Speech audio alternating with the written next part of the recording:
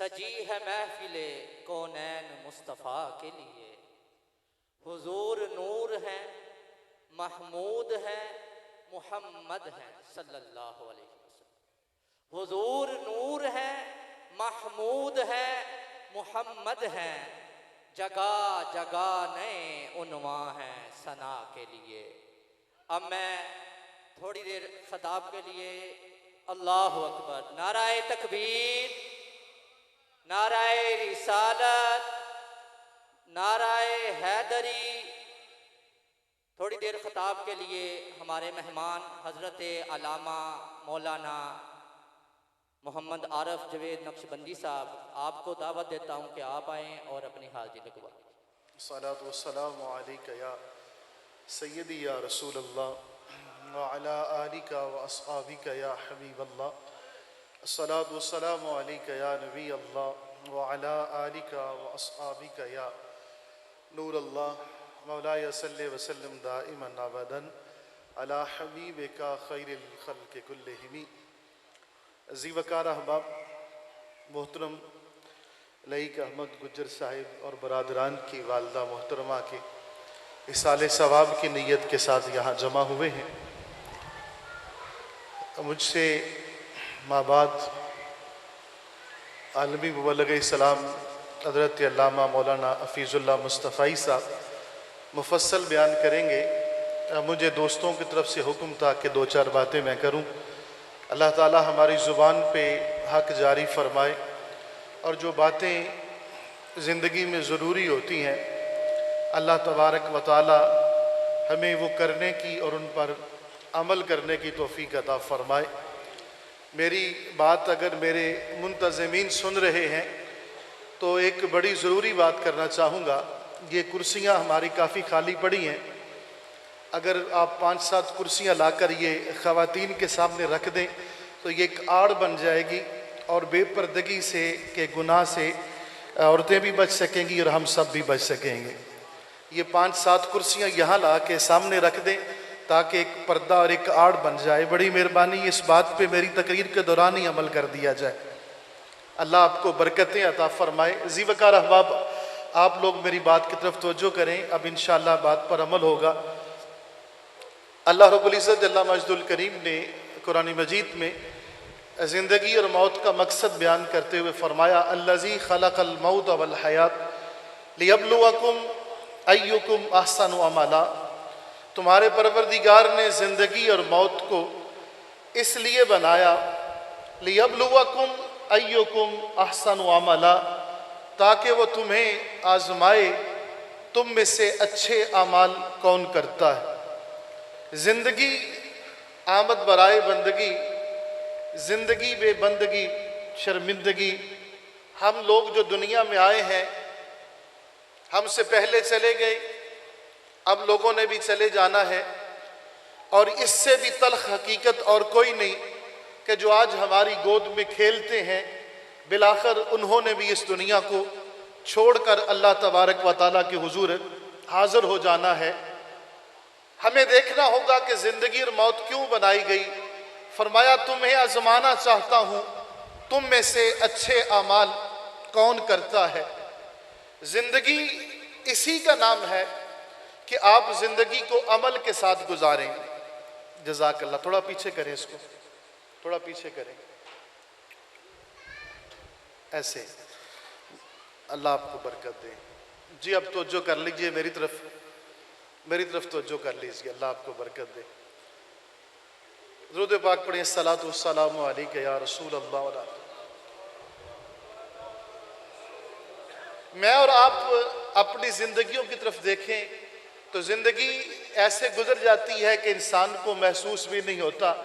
यहाँ 15-20 साल के नौजवान भी बैठे हैं और 70-80 साल के बुज़ुर्ग भी बैठे हुए हैं। नौजवानों की छोड़ो, बुज़ुर्गों से पूछ लो कि बाबा जी 80 साल की ज़िंदगी कैसे बीत गई, तो हर बंदे का जवाब ये होगा, यार पता भी नहीं चला। अभी कल स्कूल जाते थे, कल शादियाँ हुई, आज बच्चे जवान हो गए, बच्चों की शादियाँ हो गई। इंसान को वक़्त गुजरते हुए पता नहीं चलता। इमाम गज़ाली रहमा ने मकाशफ़तुल कुलूब में एक रवायत नकल की कि हज़रत याकूब अला नबीना अलैहिस्सलाम की मलकल मौत के साथ गुफ्तगू हुई। मेरी बात पर तवज्जो पूरी रखें। फरमाया कि मलकल मौत तेरे बारे में यही सुना है, किसी को बताकर नहीं आता, लेकिन मेरे साथ एक वादा करके जब मेरी जान निकालने के लिए आएगा तो पहले मुझे पैगाम भेजेगा। उसने कहा हजरत ठीक है। वक्त गुजरता गया, याकूब अलैहिस्सलाम बुढ़ापे में पहुंचे, मौत का वक्त आ गया, मलकल मौत आ पहुंचा। फरमाया किधर? कहा हजरत आपकी जान निकालने के लिए आया हूं। आपने कहा जान तो देनी ही है, लेकिन तू बता, तेरे साथ एक कमिटमेंट थी, एक वादा था कि जब आएगा पहले पैगाम भेजेगा, तू बगैर बताए आ गया। कहा हजरत मैंने बड़े पैगाम भेजे, मैंने बड़े कासिद भेजे। कहा किसको भेजा? मेरे पास तो कोई नहीं पहुंचा।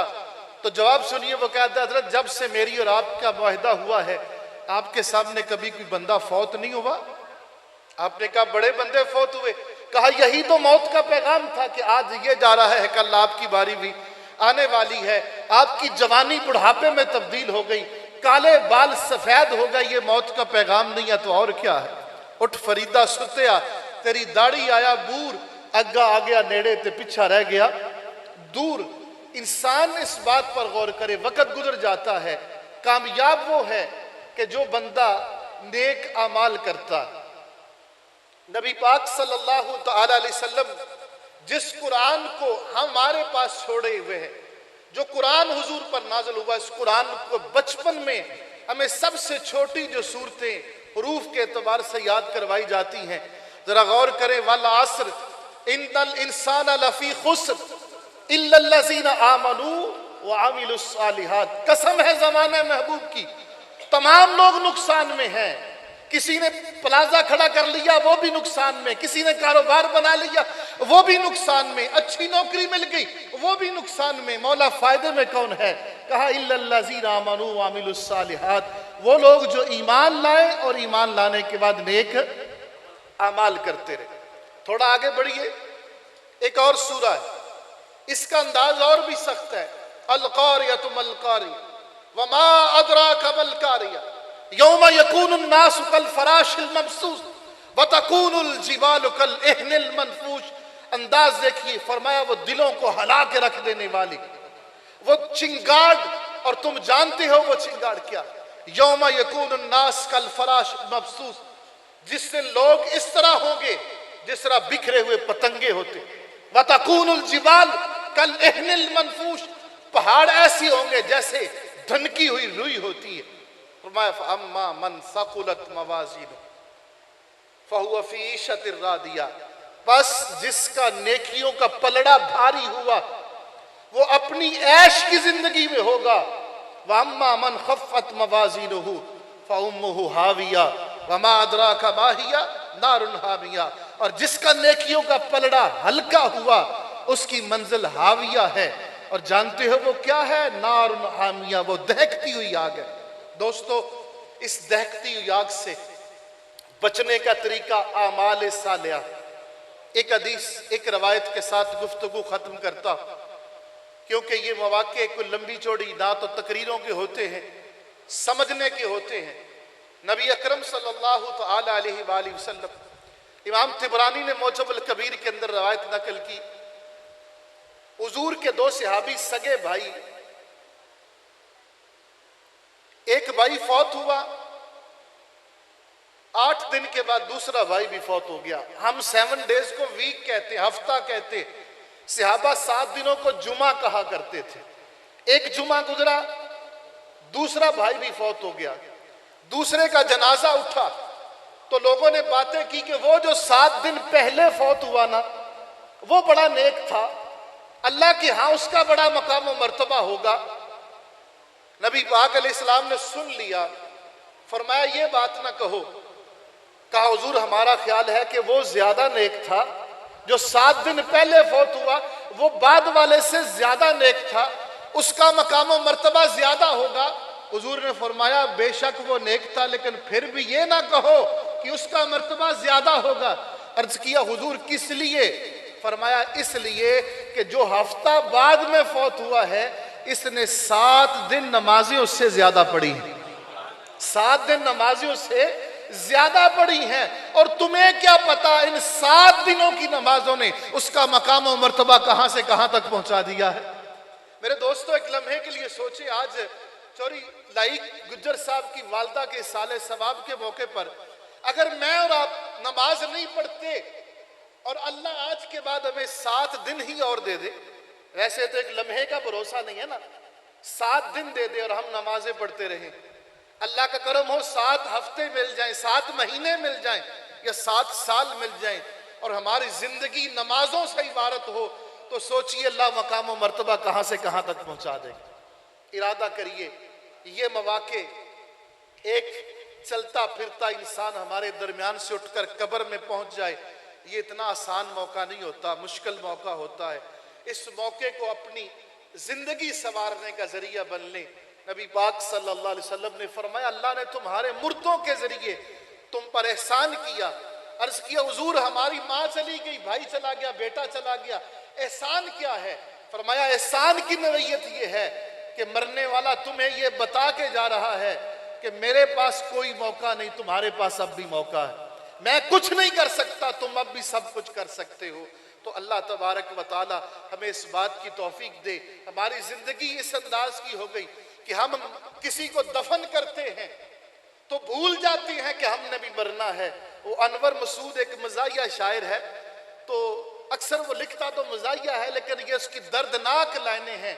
वो कहता है, रोज़ो शब के मेले में, सुनिएगा, रोज़ो शब के मेले में गफलतों के मारे हम बस यही समझते हैं, जिसको हमने दफनाया बस उसी को मरना था, उसी ने नहीं मरना, बिलाखिर हमें भी जाना है। अल्लाह ताला हमें तौफीक अमल नसीब फरमाए। व मा अलैहि इल्लल बलाग। हुजूर इजाज़त।